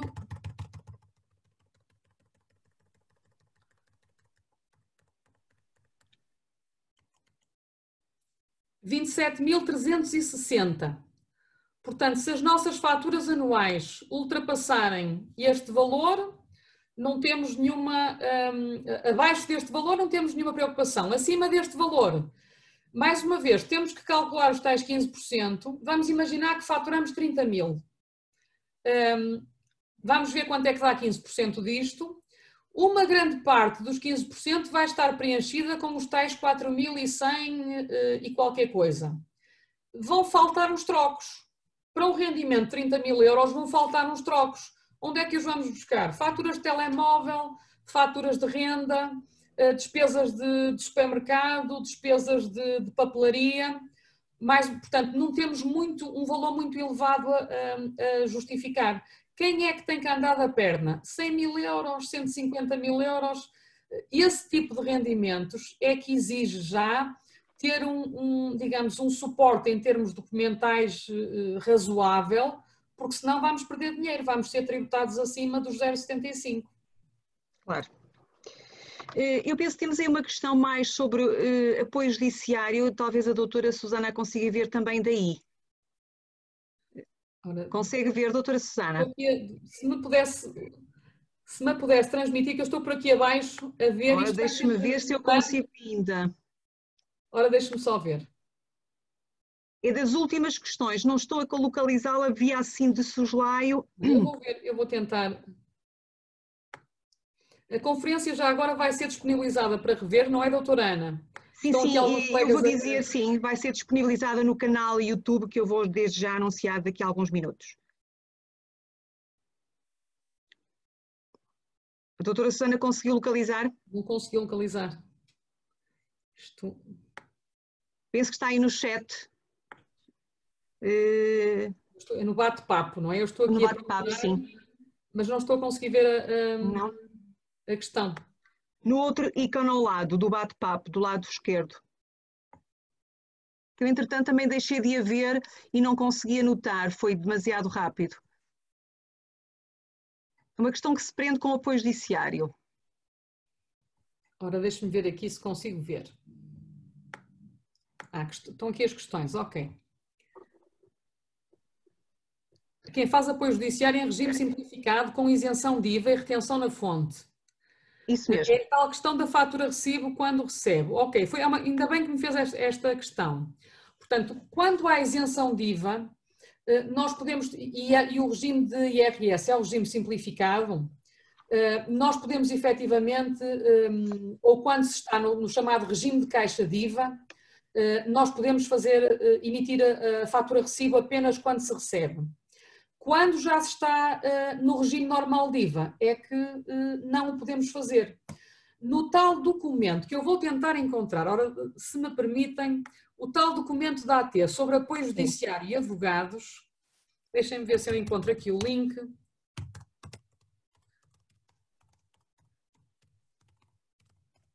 Isto já tem alguns anos, mas é muito interessante em termos de conteúdo.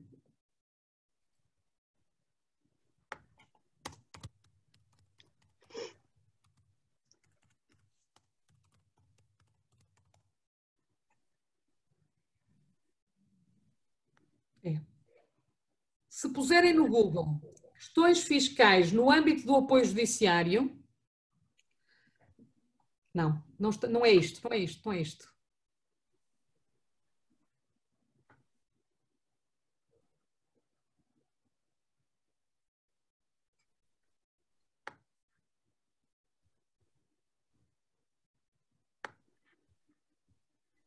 Estão a aparecer aqui alguns artigos, mas não são o que eu quero, que é mesmo da autoridade tributária.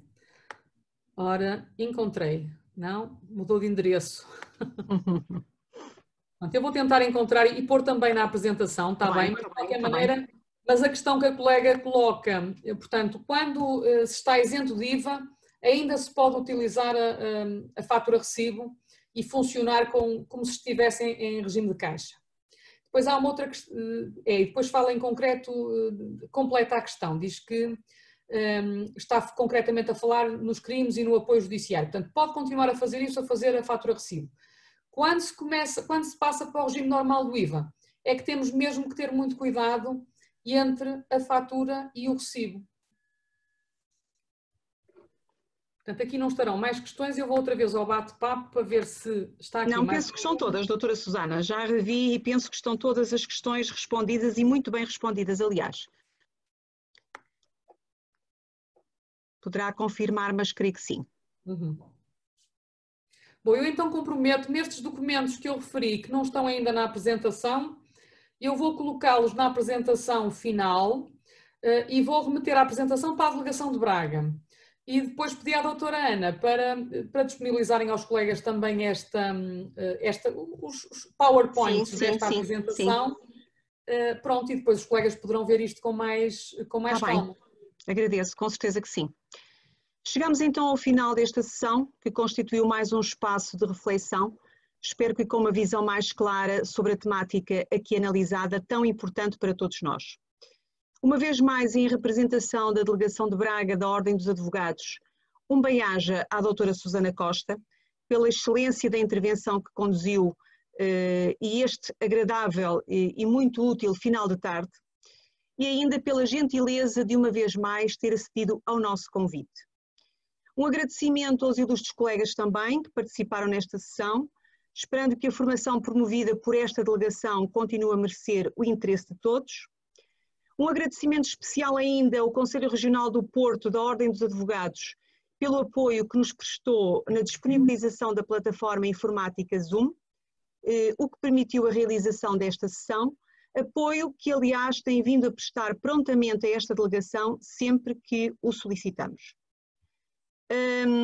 Vou ainda aproveitar e lançar mão desta oportunidade para vos anunciar desde já que a Delegação de Braga dispõe desde ontem de um canal YouTube. Um canal YouTube que foi criado na sequência das diversas solicitações que os colegas nos fizeram chegar via e-mail, manifestando interesse na visualização das sessões webinar, que já desenvolvemos anteriormente, e esta também nos mesmos moldes. O que desde já é possível, pois já se encontram alojadas no canal, no endereço que iremos divulgar brevemente via e-mail, pese embora neste momento creia que já se encontra disponível também na nossa página Facebook. Este canal de YouTube é ainda um recém-nascido, como vos digo, nasceu ontem, será gradualmente aperfeiçoado e enriquecido com conteúdos que se pretendem ir ao encontro dos interesses e necessidades dos colegas, particularmente dos colegas de Braga, em prol de quem trabalhamos diariamente. Aproveito ainda o ensejo para relembrar que no próximo dia 23 de abril, pelas 18 horas, teremos aqui conosco o Dr. André Batoca, em mais uma sessão webinar subordinada ao tema Consequências das medidas Covid-19 no direito tributário.